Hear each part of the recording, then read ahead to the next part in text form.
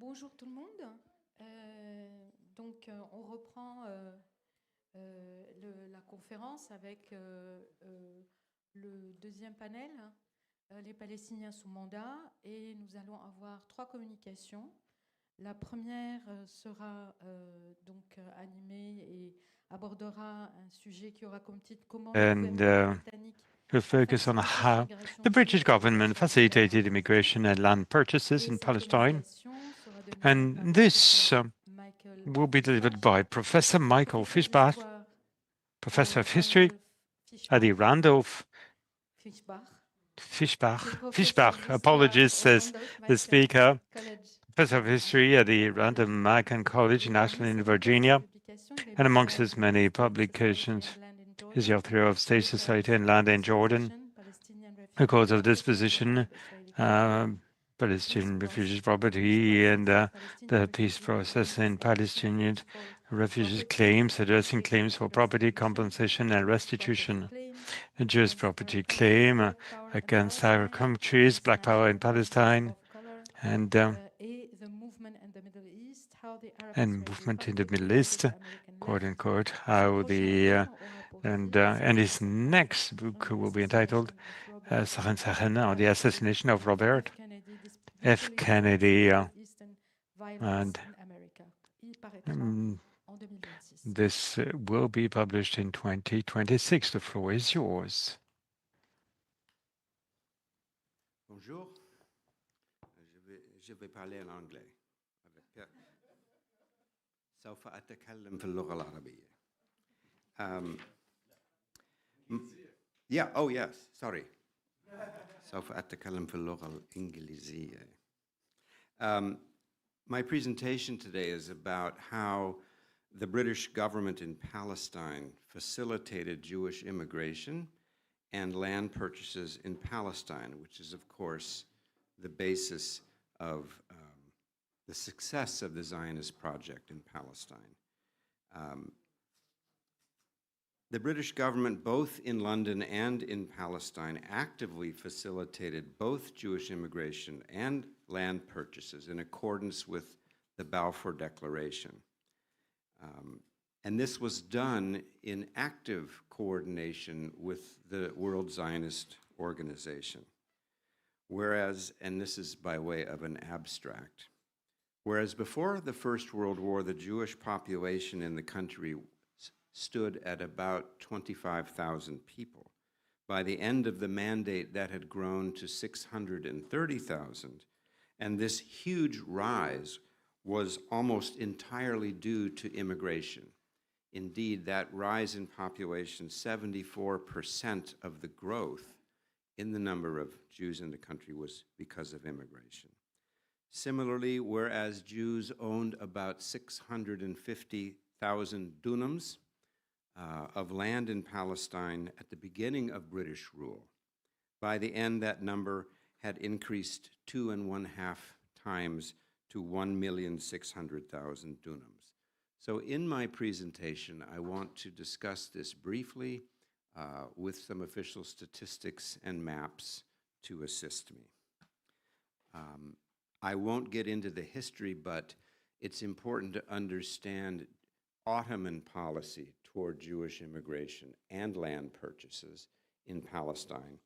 As early as 1881, the Ottoman government banned land sales and Jewish immigration to Palestine, understanding and fearing that there may be another national question in the Ottoman Empire, as there had been in the Balkans. But turning our attention to the British period, the Balfour Declaration, as we know, pledged the British government's support for the Zionist project in Palestine. And as early as 1918, Chaim Weizmann led the Zionist delegation to Jerusalem, and very early on worked actively with the British government to promote Jewish immigration into the country. The government worked with the first High Commissioner, Sir Herbert Samuel, who was a British Zionist Jew, and set up an immigration ordinance, that is a law in as early as 1920, that allowed Jews under a certain number each year, depending on labor statistics, to immigrate into the country. The Zionist organization was responsible for issuing immigration certificates from offices, Zionist offices in Europe. If approved and an immigrant came to Palestine, he or she was issued an official Palestinian government document allowing that person to immigrate legally. Sir Herbert Samuel actually set up a new immigration department in about 1921, which included 3 more British Jews among its members, one of whom, Albert Hyamson, was later made the Commissioner of Immigration in 1931. This is another example of the active collaboration between the British government and the Zionist organization to facilitate Jewish immigration. Because of Palestinian opposition in 1922, the British government issued the Churchill White Paper, which limited immigration, but importantly said the following, and I'm quoting, "It is essential that the Jewish people should know that it is in Palestine as of right and not on sufferance. This is the reason why it is necessary that the existence of a Jewish national home in Palestine should be internationally guaranteed, and that it is formally rested upon ancient historic connection." Again, another example of the active collaboration and indeed belief of British authorities that the Zionist project was based in historic connection to the land, which is in fact true, although as earlier in the morning we discussed, historic connection and the Zionist project are related but not the same thing. There were limits placed in the 1930s on the number of Jews allowed into the country, in part because of Palestinian opposition. But it's still important to note that this active collaboration, in 1932, for instance, the Jewish Agency sent a letter to the government in Jerusalem, thanking it that the government allowed the Jewish Agency to see a proposed immigration law before the law was put into authority. Even by the late 1930s, as the British government restricted immigration to certain numbers because of Arab opposition, immigration still grew. The White Paper of 1939, the famous White Paper, essentially ended formal British support for the Zionist project. But even then, Jews were still allowed into the country. And indeed, by 1945, a total of 367,845 Jews had immigrated into Palestine, according to official British numbers. They estimated that there were also at least 50,000 Jews who arrived illegally. After the Holocaust, there was great international pressure on the government to allow more Jewish immigrants into the country. The famous figure of 100,000 was proposed. The Anglo-American Commission of Inquiry of 1946 looked into the question of displaced Jews in Europe and came to the conclusion that the only country where absorbing Holocaust refugees was possible was Palestine. And I'm quoting from that report, quote, "Such information we received about countries other than Palestine gave no hope of substantial assistance in finding homes for Jews wishing or impelled to leave Europe. We know of no country to which the great majority can go in the immediate future other than Palestine." Over the course of the British mandate, as I mentioned, Palestine's Jewish population by 1947 stood at over 600,000 persons. That was 32% of the population, and marked a tenfold increase over 1918. In other words, British support and assistance with the Zionist organization in promoting and allowing Jewish immigration was central to the success of the Zionist project of creating a Jewish state in Palestine. In similar fashion, the British government actively facilitated Jewish land purchases in Palestine, which is, of course, the other anchor, the other pillar of the success of Zionist project, to bring in Jews to create a Jewish state and to acquire land to build settlements for them.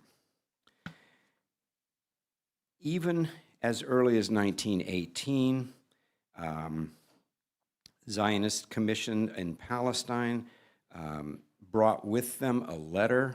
Lord Balfour gave Chaim Weizmann a letter of recommendation to give to the British military authorities that discussed matters of land ownership, again as early as 1918.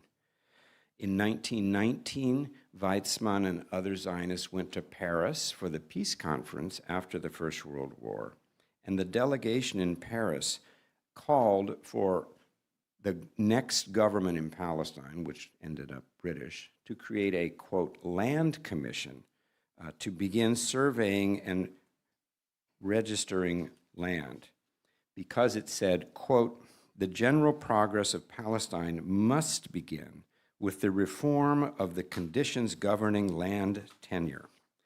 And by 1920, the same year as the first immigration law, Britain passed a land transfer law by which people purchasing land, in this case, a Jewish man buying land in Herzliya, could be issued a formal registration document. The most famous example of Jewish land purchases under British rule in Palestine was the purchase of land from the Sursuk family of Lebanon and Egypt, some 240,000 dunams. Again, Zionist officials actively lobbied the British government to move forward not just with land registration, but land surveying, creating maps which would make it legally easier for people to buy land. A survey of Palestine also was created in 1920 and began the process of creating maps in Palestine. You'll notice that the areas along the coast and the fertile valleys inland eventually very closely resembled the UN partition plan for the so-called Jewish state.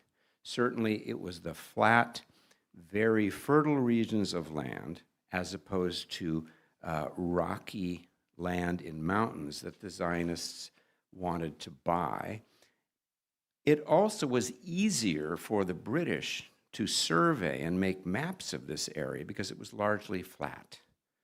The British also felt if there is more land, if the market for land, the number of sales and registration is high in those areas, because the British, of course, charged to buy a land document, you had to pay a certain amount of money. So the British were generating revenue from the sale of land. So their interests and that of Zionist land purchasing agencies were nearly identical in that regard. Another thing that the British government decided to do, that the Zionist organization actively encouraged, was something called the Land Settlement Ordinance. Legally, the system under the Ottomans made land ownership somewhat tenuous, and people wishing to buy land, in this case Jews and Jewish companies, wanted to make sure that the land not only appears on a map, but that no one else can claim the land, So they wanted a legal process of determining precisely who owns the land, and this was called land settlement. Once again, the areas of the country that underwent this legal process of determining exactly who owns the land, once again, occurred largely on the coasts and the fertile valleys, particularly the Esdraelon Valley in the north, Marj ibn Amr. Again, this was precisely the area where the British were trying to generate more revenue, but where, of course, Zionists, particularly land corporations, were trying to buy land in that area. By the end of the mandate in 1947, you can see that the largest purchasers of land were companies. The Jewish National Fund, the Keren Kayemet, Alliance Israélite Universelle, Palestine Jewish Colonization Association, PICA, and others.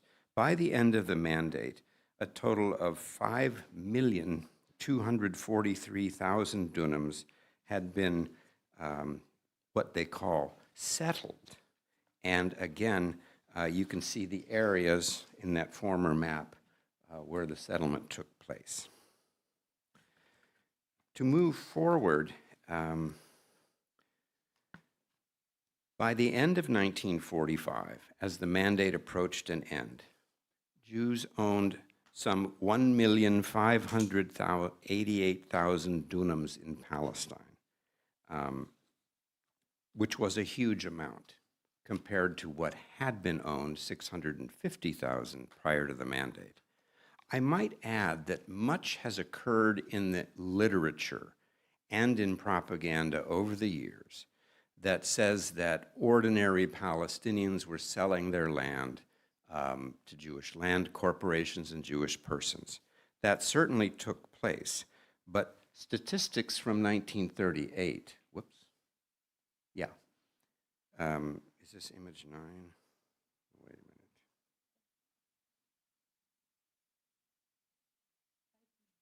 I think it's the one before. Showed that only 9.4% of Jewish land purchases were from fellahin, that is, small peasant owners. The vast majority was from larger landowners. So the idea that average peasant farmers, fellahin, were selling their land is actually not really true. And as I said, the biggest land purchases were Zionist corporations. By December of as I already said that. So to try to move to the end of my presentation, here's another statistic. By December 1946, owned 1,624,000 dunams. A dunam is 1,000 square meters. And here are some more statistics, which I can provide, and the conference organizers have these images. To conclude then, the British government, both in London and in Jerusalem, actively facilitated the twin pillars that would lead to the success of the Zionist movement. That is, bringing Jews into Palestine and allowing them to acquire land for settlement. Yet I will end by saying that the ultimate way that Britain facilitated the Zionist project was by creating the conditions that set the stage for the earthquake that happened in 1948, a year that permanently changed the landscape of Palestine. Because by supporting Zionism, Britain created the conditions for the rising ethnic and nationalist conflict between Palestinians and Jews that directly led to the 1948 war. And by the end of that war, victorious Israeli forces controlled 77% of Palestine, which became the new country of Israel. And during the war, 80%, 80, of the Palestinians who lived in that area were gone, either having fled as refugees or being expelled. On June 16, 1948, the Provisional Israeli Cabinet voted to prevent the refugees ever from returning, which in turn created a massive and, for the new state of Israel, beneficial demographic revolution. Also, we can add that the 1948 war led to a much greater amount of Palestinian land going into the hands, in this case, not of Jewish individuals, but the State of Israel and the Jewish National Fund. Somewhere between 2 and 6 million dunams were left behind by Palestinians and confiscated by the State of Israel.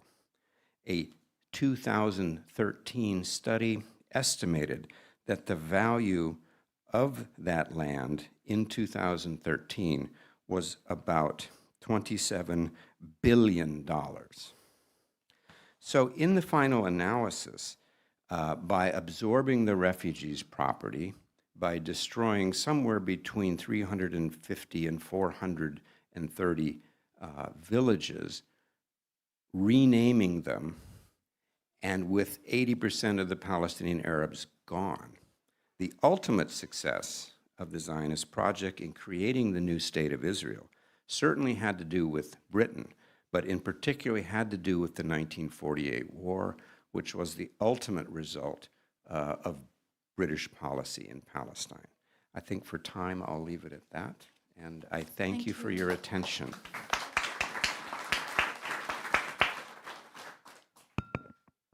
Thank you very much, Professor Fischbach. And thank you for respecting the time. Et maintenant, nous allons passer à la deuxième communication. Switch to the second contribution.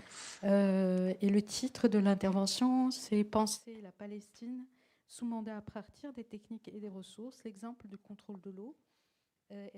Elisabeth Davin-Mortier, qui sera la conférencière et maîtresse de conférence en histoire contemporaine à la Faculté des Lettres à Sorbonne Université.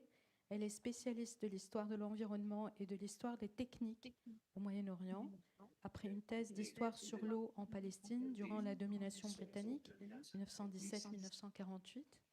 Elle travaille désormais sur l'eucalyptus en Méditerranée du 19e siècle à nos jours.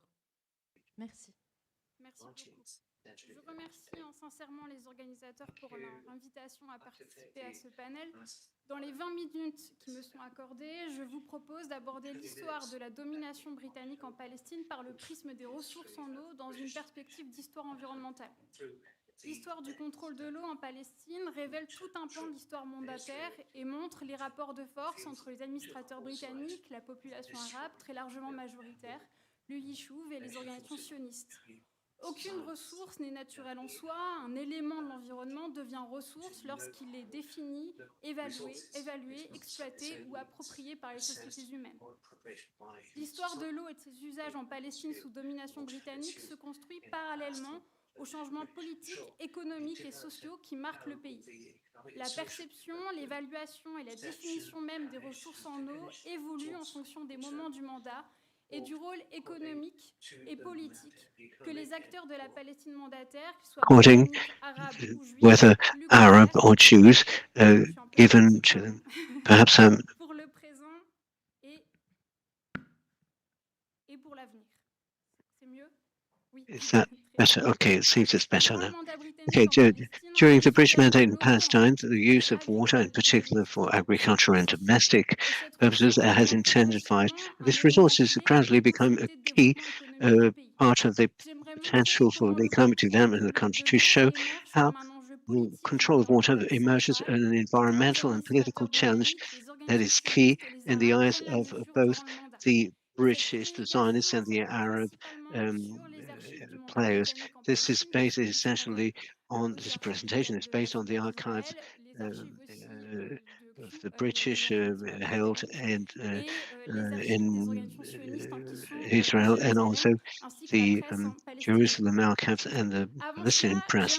Before this, I would like to present briefly the major characteristics hydraulic presents. You know that there are two major seasons in Palestine, a dry season from May to September and a humid season from October to April.